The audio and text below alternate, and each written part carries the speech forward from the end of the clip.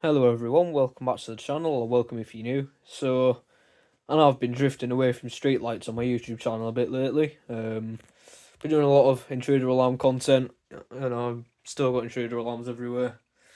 But I'm just going to be doing videos on streetlights that I've obtained and just forgot to post on YouTube.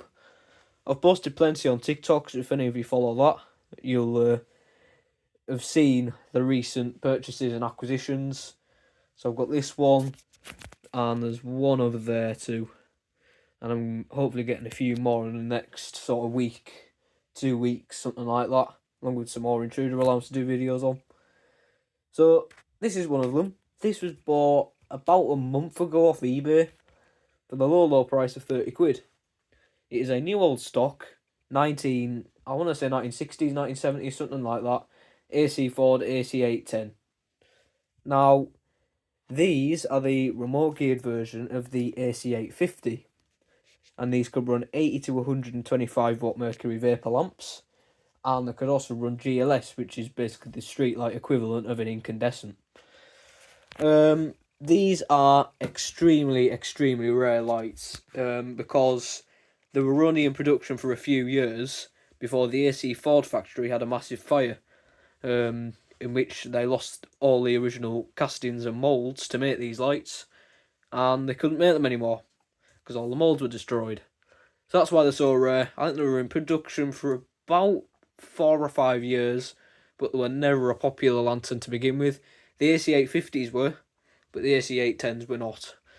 And there is very subtle differences between the two. You've got the AC Ford logo there.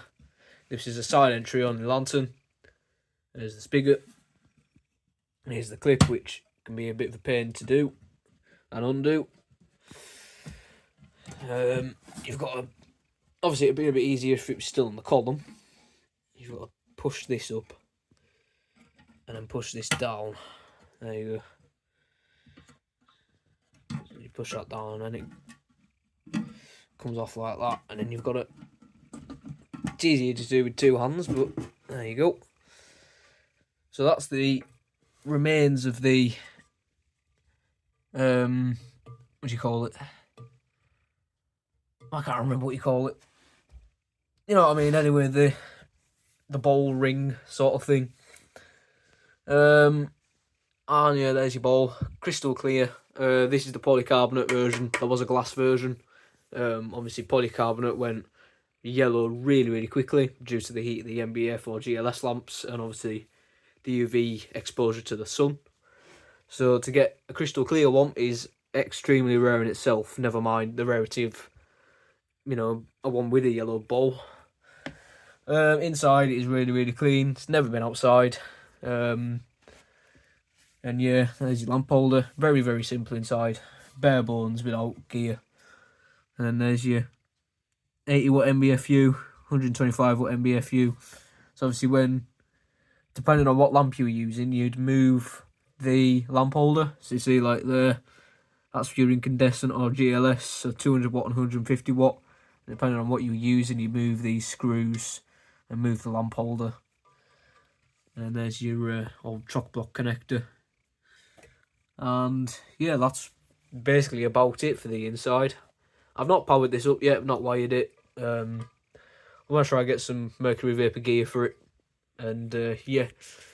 And I think that's about it really. Not really much else to say about it.